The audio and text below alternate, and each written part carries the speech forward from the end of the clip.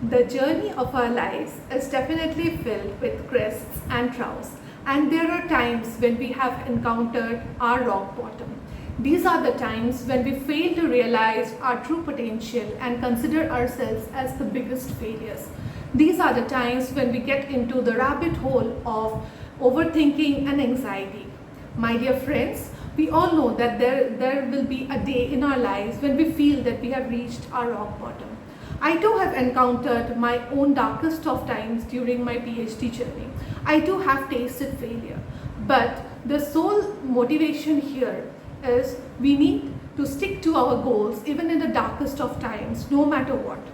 I remember a line once told to me by my father: bad times come in the lives of each and every person.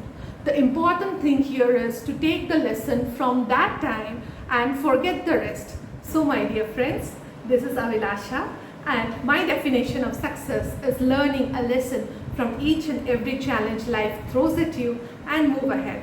What is yours?